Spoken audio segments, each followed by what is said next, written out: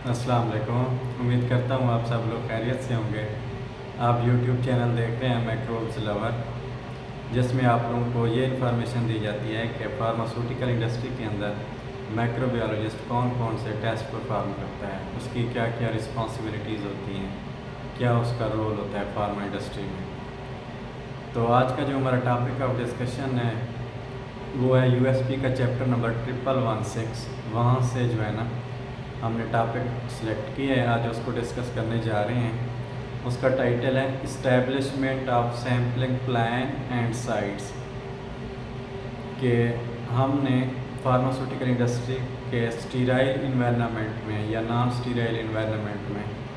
Sampling plan को कैसे establish करना है और कौन कौन सी सैम्पलिंग साइट्स को सिलेक्ट करना है। यूएसपी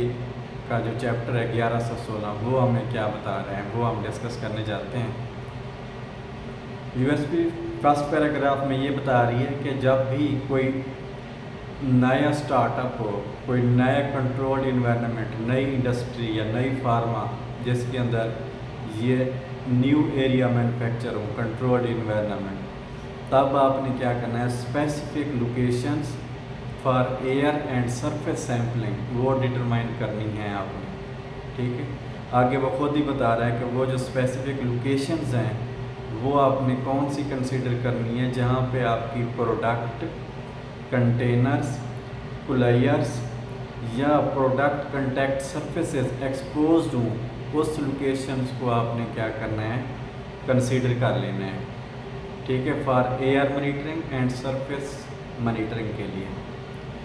उसके बाद वो ये बता रहा है कि एसेप्टिक प्रोसेसिंग में जहाँ पे कंटेनर्स,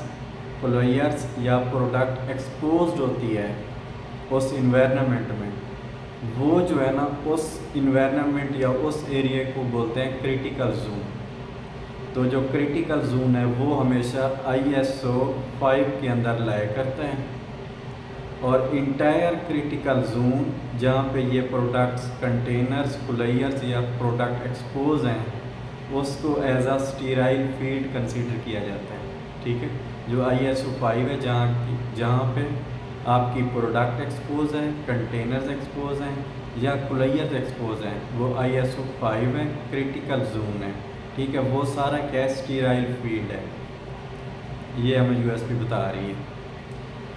उसके बाद a non sterile object gloved hands of personal, कि वहाँ पे जो पर्सनल मौजूद है जिन्होंने ग्लव्स पहने हुए हैं, ठीक है, ग्लव्ड हैंड्स हैं उनके,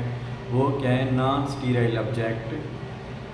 कभी भी स्टीराइल फील्ड को टच ना करें। ठीक है,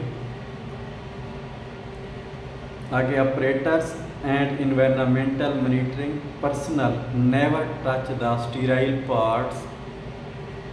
ठीक है, स्टीराइल पार्ट्स को वो टच नहीं करना चाहिए। ऑपरेटर्स या इन्वायरमेंटल मॉनिटरिंग पर्सनल जो है ना वो स्टीराइल पार्ट्स को टच ना करें, क्योंकि वो क्या है, नॉन स्टीराइल हैं, तो स्टीराइल को टच नहीं करना चाहिए उनको। इसीलिए कहते हैं कि सरफेस मॉनिटरिंग जो है ना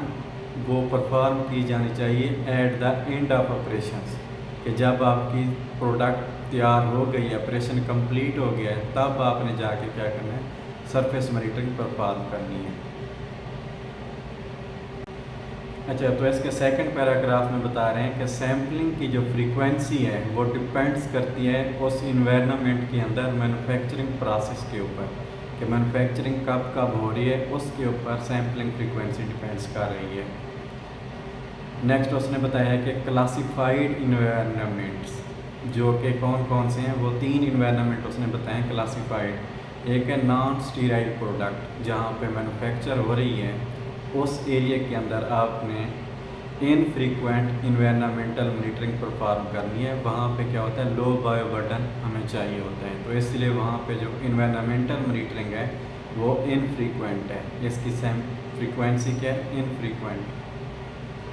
उसके बाद वो बता रहे हैं कि अगर जहाँ पे ना क्लोज्ड मैन्युफैक्चरिंग एरियाज, लाइक जहाँ पे आप API या फर्मेंटेशन का प्रोसेस हो रहा है, वो प्रोडक्ट्स बन रही हैं। API में एक्टिव फार्मास्यूटिकल इंग्रेडिएंट्स, जहाँ पे ये क्लोज्ड इन्वायरमेंट में बन रहे हैं, तो वहाँ पे आपकी जो मॉनिटरिंग साइट्स हैं वो क्या हैं, بہت کم فیور مانیٹرنگ سائٹس ریکوائرڈ ہوتی ہیں اور لیس فریکوینٹ مانیٹرنگ ریکوائرڈ ہے، کیونکہ وہاں پہ رسک آف میکروبیل کنٹامینیشن لو ہے، کیونکہ کلوزڈ انوائرنمنٹ کے اندر یہ API مینوفیکچر ہو رہی ہیں، تو اس لیے یہاں پہ مانیٹرنگ سائٹس بھی کم ہیں اور فریکوینسی بھی لیس فریکوینٹ ہے، ٹھیک ہے، وہ یہ بتا رہی ہے USP۔ اس کے بعد تیسرا جو انوائرنمنٹ وہ بتا رہا ہے کہ جہاں پہ فلنگ ہوتی ہے بیفور ٹرمینل اسٹریلائزیشن، مطلب وہ پروڈکٹس جو پہلے فل ہو رہی ہیں دین اس نے کیا جانا ہے ٹرمینل اسٹریلائزیشن پروسیس میں جانا ہے، تو ان پروڈکٹس کے لیے کیا ہیں وہ لیس کریٹیکل ہے as compare to aseptic products,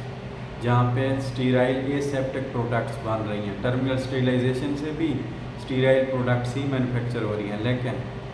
وہاں پہ کیا ہو رہی ہے، وہاں پہ آپ نے اینڈ پہ ٹرمینل اسٹریلائز کرنا ہے اس کو، تو اس لیے یہ لیس کریٹیکل ہے as compare to aseptic processing products جس نے اینڈ میں اسٹریلائز نہیں ہونا، ٹرمینل اسٹریلائز نہیں ہونی جن کی، ٹھیک ہے، وہ یہ بتا رہے ہیں۔ اچھا، تو فار ٹرمینل اسٹریلائزیشن پروڈکٹس ڈپینڈس کرتی ہے دا پروڈکٹ سسیپٹیبلٹی پہ، کہ پروڈکٹ سروائیول کی سسیپٹیبلٹی کیا ہے، اور پوٹینشیل کیا ہے فار دی پرولیفریشن آف میکروبیل کنٹامینیشن، کہ وہاں پہ جو میکروبیل کنٹامینیشن ہے اس کا پوٹینشیل، اس کی کتنی پاور ہے کہ وہ پروڈکٹ کو کنٹامینیٹ کر سکتی ہیں یا وہاں پہ میکرو آرگنزم گرو کر سکتے ہیں۔ دین اس کو کیا کہہ رہے ہیں کہ آپ نے identification and estimated number of macro organisms جو کہ ریزسٹنٹ شو کر رہے ہیں for subsequent اسٹیریلائزیشن is more critical, ٹھیک ہے، کہ ٹرمینل اسٹیریلائزیشن کے بارے میں بتایا رہا ہے کہ وہ لیس کریٹیکل ہے، جو پروڈکٹس ٹرمینل اسٹیریلائزیشن سے بن رہی ہیں نا، پہلے یہ بتا رہا ہے کہ وہ لیس کریٹیکل ہے as compare to aseptic processing products کے، ٹھیک ہے، پھر اس کے بعد یہ بتا رہا ہے کہ اگر ٹرمینل اسٹیریلائزیشن کے بعد بھی کچھ میکرو آرگنزمز ہیں جو کہ اسٹیریلائزیشن کو بھی ریزسٹ کر رہے ہیں، مطلب اس سے کیل آؤٹ نہیں ہو رہے ہیں، تو یہ کیا ہے وہ میکرو آرگنزمز کی آئیڈینٹیفیکیشن اور تعداد وہ امپورٹنٹ ہے اور یہ کریٹیکل ہے، ٹھیک ہے، یہ ہمیں اب USP نے ہمیں بتایا ہے۔